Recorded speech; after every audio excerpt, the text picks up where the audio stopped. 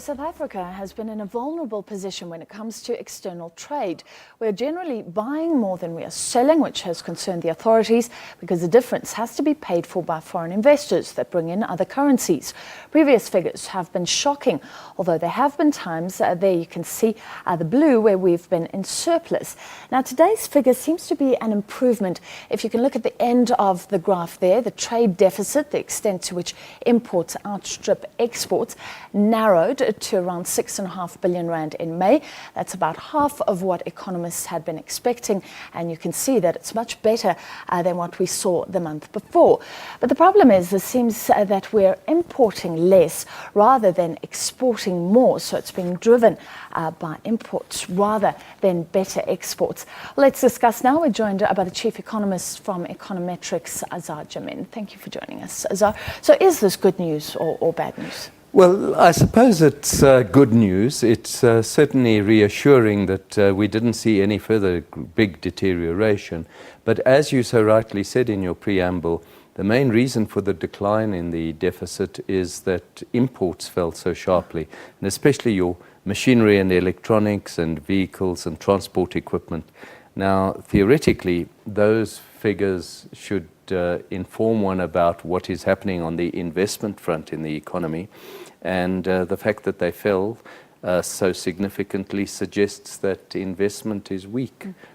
So almost investment drying up a little bit, and is that a reflection of the weak economy? People just don't have the money to spend. It's a reflection of the weak economy and people not having to spend. It's also a reflection of the fact that businesses have lost a lot of confidence as a result of the proliferation of strike activity over the past 2 years, and especially, of course, over the past 5 months, and now with the Numsa strike looming. Really, people they've got the money, but they don't want to put it down. Well, let's talk about NAMSA, but first, what effect did the platinum strike have? Now that they're getting production up and running, will we see those exports rising again and technically start heading towards a better place? You would have expected exports to have plummeted as a result of the platinum strike. They didn't fall quite so sharply, but we know the reason, and that is because platinum mines were selling off some of their platinum stockpiles.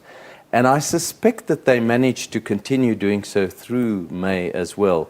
We saw exports of precious and semi-precious stones declining by just over 2 billion rand, which is significant, but the loss of revenue from the strikes would have been around 4.5 billion for the month. So they must have sold some off, and they must have lost some exports as well. So it was a bit of both. Now, what about the NAMSA strike? I'd like from you just a general comment on the effects that we're expecting on the economy. Somebody said today, I think Citigroup, saying these companies represent about 4% of our GDP, so it is significant. It is very significant, and you only need to look at the number of workers. Platinum mining strike, 70,000. NUMSA, 220,000.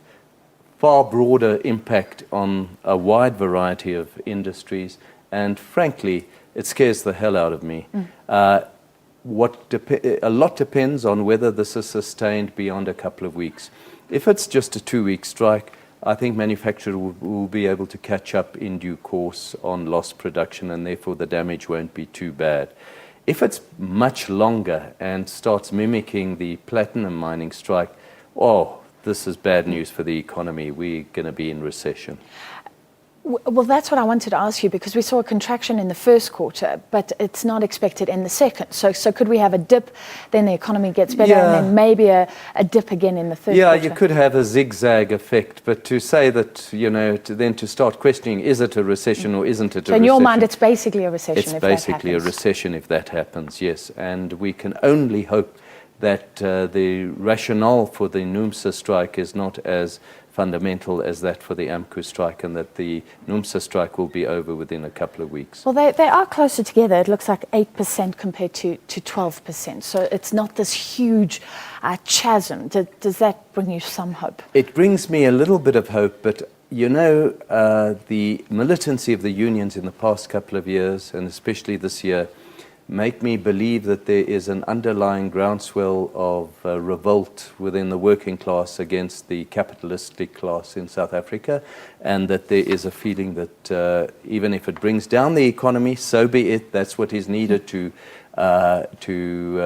alter the current economic order in South Africa. What about the argument, though, Azar, that we do have this huge inequality, which is bad for the economy, bad for people's psyche, and maybe you lift these wages, and then workers can also spend more, so you have the stimulating effect on the economy. Ideally, that would be wonderful, and that would work in the very short term, but we know very well that from a longer term point of view, if you increase wages and there is no commensurate increase in productivity, you're going to be in a lot of trouble. And unfortunately, the biggest negative, I would say, for example, in the State President's State of the Nation address 2 weeks ago, was that he didn't mention the word productivity at all. If we look at the economy right now, we say that we're heading into massive strike action when the economy is weak. Just describe the parts of our economy where we're really suffering. What can be done in your mind? The sad part of our situation is that the three sectors of the economy which are most labor intensive and could employ people, all these millions of unemployed most easily, agriculture, mining, manufacturing, which happen to also to be the most export-oriented sectors, they are the ones who are declining and who are being hammered most by these strikes.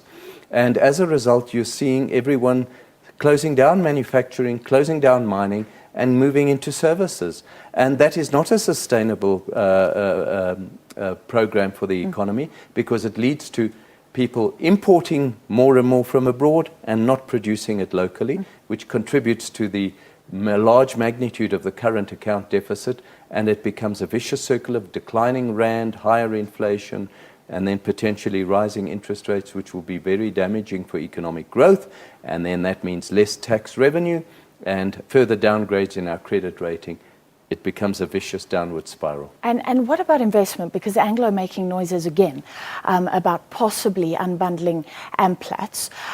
What about the car manufacturers in the Eastern Cape? They're going to be hit now. But are we seeing an actual quantifiable pullout of investors? Or is it, as some people would say, a lot of scaremongering? They're going to go away.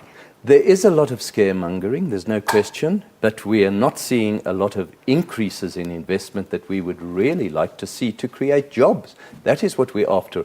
We can pat ourselves on the back and say, well, it's not quite as bad as it's made out to be, but it's certainly not as good as we would like it to be. All right, thank you so much for your time this evening. That was Azar Jammine from Econometrix.